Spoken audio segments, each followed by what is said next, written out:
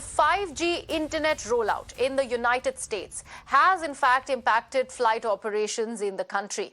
Now, Air India, which is the only Indian carrier that operated non-stop flights between the US, has said that it will be curtailing its US operations from today onwards. Now, Air India said that it is taking this step due to the deployment of 5G communications in the United States. The high-speed 5G internet uses frequencies that are close to the ones that help the aircraft measures their attitude. Now, airlines are apprehensive that 5G's possible interference with the aircraft's instruments, in fact, can be a serious safety hazard. Emirates, Japan Airlines have now also suspended their flight operations to the United States, and many US airlines have now warned that 5G rollout could lead to travel chaos. And following this, the two telecom operators have finally agreed to a partial delay in activating their 5G networks. We are, of course, tracking this big story here on Mirror Now, and to discuss further on this, I'm joined by an expert panel. Jitendra Bhargav, who is also an aviation expert and also former executive director of Air India, joined Kanish Gaur, who's an IT expert. Mr. Bhargav, thank you so much for joining me on the broadcast. Let's first start with you. What are the possible concerns that Air India is looking at, considering they have decided not to go ahead with their flight operations to the US? Restricted to Air India, all airlines, because they use similar aircraft, and there is a threat of the 5G spectrum hampering the aircraft cockpit instrument. So as a safety measure, they don't want the rollout of the 5G near the airports. And as you just mentioned, both the companies AT&T and Verizon have agreed to defer rollout in the airport vicinity. So that's positive news. But what one is surprised is that the aircraft manufacturers are nowhere in the picture, whereas they should have been taking the lead and saying, look, the rollout of 5G will impact aircraft instruments. And that is what has not happened. But as regarding Air India is concerned, Air India is part of the airlines which have been operating flights to US and run the risk of it. But now that the threat is over, I don't think there'll be any kind of flights. They will be operating the flights to US. So passengers are unlikely to be impacted due to, deferring of flights or suspending of flights because of the threat that was imminent if the technology companies AT&T and Verizon had not agreed. Okay. All right. Mr. Gaur, I'll come to you now. Thank you so much, in fact, for joining me again on the broadcast. Now, the fact that these companies, these wireless companies had a long-standing feud with the airlines as far as US is concerned. Now, they also mentioned that these threats or these concerns are really vague. Your comments on that? See, 5G operations do impact and interfere with radio frequency when it comes to flight operations. So what could have been done was that there could have been a communication where specific black zones could have been created where deployment of 5G could have not been done near the airports, specifically from where flights operate, because the altimeter, the terrain meter, all of those equipments get impacted from 5G operations when it comes to aircraft. What we saw was that these two bodies did not cooperate between each other, which has led to such a scenario. If there were specific zones which were created well in advance and the deployment could have been planned, then the disruption of flight operations could have been avoided specifically. And there have been deliberations that 5G does interfere specifically with radio signals and technologies on which aircrafts are heavily dependent. So a better communication between the two organizations within the US could have avoided this disruption in operations. And now, since they have agreed to delay the deployment, there seems to be a path. But this could have been better planned if there would have been specific guidelines around putting 5G equipments around the airport. The federal body could have come forward, or the aviation body in the US could have come forward and give out clear guidelines how the deployment should happen so that the interference with flight operations do not impact passengers or leads to cancellation of flights. And this should be a practice where India should also take a learning, because we will also see similar days as we move ahead to roll out 5G in India. Right, absolutely. And Mr. Bhargava, what really, because obviously this is a mere halt. We have not really, pushed back this particular thing indefinitely. So what should be done so that these air concerns that we are looking at and hence discussing this should be actually first worked upon, and then only this rollout, the 5G rollout should happen? Mr. Gaur made a very pertinent point. That what is the FAA, Department of Transportation in US, aircraft manufacturers doing? Why could they not have taken up the issue earlier or leaving it just to the airlines to highlight the risk factor in the rollout of the 5G? And since aircraft have simulators, there is no reason why these wireless companies could not have addressed the concerns of the airline much in advance and said, look, if you have any apprehension about it, we can take you to the simulator and work out the entire thing, whether it is going to impact the aircraft instrument or not. But surprisingly, nothing of it was done till the airlines highlighted the issue and they came so close to the rollout date when they said, look, the flights are going to get disrupted, passengers are going to get inconvenienced, and you still do not have a word from the Federal Aviation Agency or the Department of Transportation in the United States, which are otherwise very active regulatory bodies. And they're not doing it. They've just left it to the airlines. And thank God for it that all the airlines have collectively expressed the concern, and therefore it has made sense to both the wireless companies, AT&T and Verizon, to defer the rollout near the airports. Absolutely. In fact, Mr. Gaur, the fact that this is a very important point that Mr. Bhargav has also mentioned, how was it really allowed for both AT&T and Verizon to hold the airlines to ransom and hence this, hurried rollout? Because they have said that the plan was being pushed back. December was when it was supposed to be rolled out, and now it's come to January, and hence this very hurried rollout. Why are the wireless companies being allowed to hold the airlines or the US government to ransom? Because these companies initially did not agree that 5G rollout is going to impact the aircrafts. It is going to impact the aviation system, specifically autopilot, heads-up display, terrain warning systems, which will restrict some of the movement. These companies kept on denying it, and when it came utterly at the last moment, they said, "Okay, we will, hold on our deployment."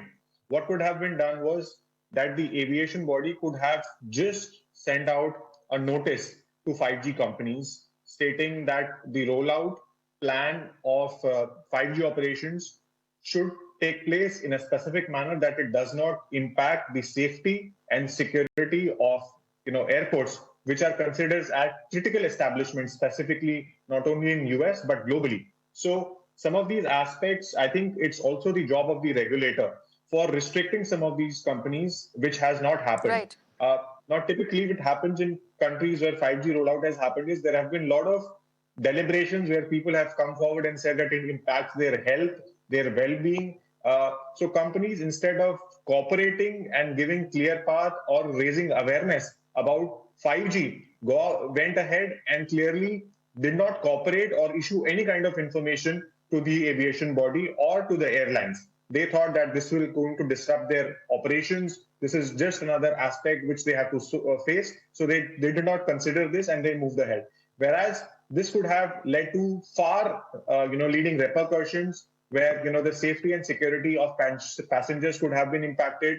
There could be serious interference, specifically on, aircrafts, specifically the smaller aircrafts where there is heavy use of radio equipments. So this is a serious situation and could have been dealt far better had these telecom companies been raising more awareness or issuing more information to the aircraft regulatory body or to the aviation body or to the transport body within US. Absolutely. All right. I'll just open the floor now to both you, Mr. Bhargav and Mr. Gaur. Now, when do you think and how do you think this particular rollout should happen so that we get like a clear, there is no more safety hazards that we have been talking about?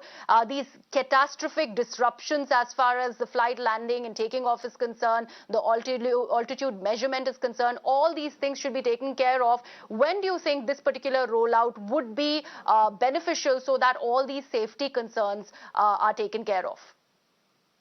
The airlines have collectively expressed their concerns. The concerns are with the wireless companies, so there is no reason why they shouldn't be addressed. Number one. Number two point is airlines are responsible for the safety of the passengers and their operations. So they have expressed their concern. It's a standard practice worldwide normally that when there is any activity that takes place in and around the airport, the approval of the regulatory agency is taken. Take, for example, India. If you have in Mumbai a builder wanting to construct a toll tower, they have to get the approval of the DGCA and the Airport Authority of India. So why is it that you have this case in America where they said we have announced the rollout and it is left to the airlines to raise the voice and said, look, we've got serious safety concerns. And question is, what were the regulatory agencies doing? Number one, what are the aircraft manufacturers doing? Many aircraft manufacturers have all the facilities available with them. They could have invited the wireless companies that if you maintain that there is no risk, please demonstrate it to us. Prove it to us that the apprehensions being expressed by the airlines are not genuine, are really will not withstand the scrutiny, etc. But nothing of this was done. So, fortunately, the government pressure, US government pressure has also worked. The collective effort of the airlines and saying, look, we're going to be suspending flights, causing inconvenience, and nobody wants a mayhem at the airports at this stage because everybody's going through coronavirus, impact on the aviation industry, etc. So, better sense should have prevailed on the wireless companies. If they are so serious about it that there is no apprehension of any risk to the aircraft, prove it. That is what a passenger would like. That is what an airline would like. And airlines are doing nothing but echoing the concerns of the passengers who would have or not taken a flight because of the 5G rollout and the attendant risk that it posed to the aircraft. Absolutely. Mr. Gore, your word? I think it's important, one, for these companies to first come and acknowledge that there are safety hazards and risks which could interfere with the systems which airlines use specifically for takeoff and landing, which could impact in serious disasters. Second, they should put forward an explanation saying that why the rollout was carried out despite the aspects which were considered risky for passengers and why the aviation authority was not taken into consideration. Thirdly, the aviation industry should also put forward a guideline stating that these are some of the practices which should be put forward when it comes to rollout of 5G or any technology which could interfere specifically with the movement of aircrafts. And it's important that some of these aspects are taken into account and the vicinity is secured. So the critical systems must be secured.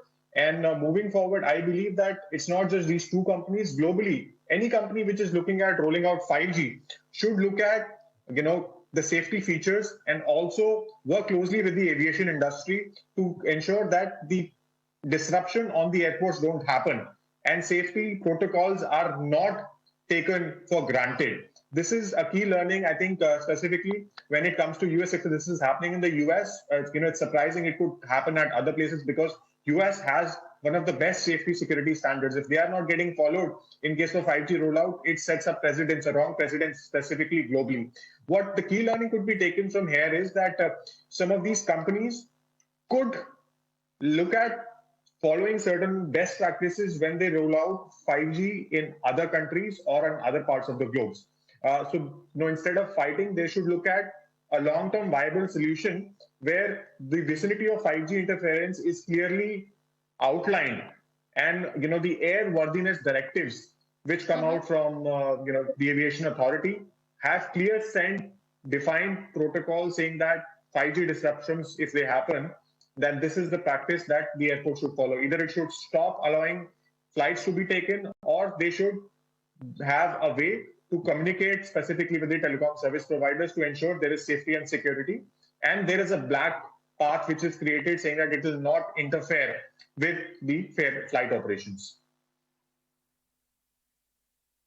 Right. Thank you so much, Mr. Kanish Kaur and Mr. Jitendra Bhargav, for joining me on the broadcast. A very important story that we are tracking here, as Emirates, Air India, ANA and Japan Airlines had all announced that they were cancelling some of the flights to US due to this week's rollout of the C-band 5G over concerns that it could potentially interfere with some instruments and lead to catastrophic disruption to travel and shipping. And now it's learned that the two telecom operators, AT&T and Verizon, have agreed to a partial delay in activating their 5G networks. We're tracking this particular story, but currently slipping into a very, very short break here on Mirror Now. News continues on the other side. Stay tuned.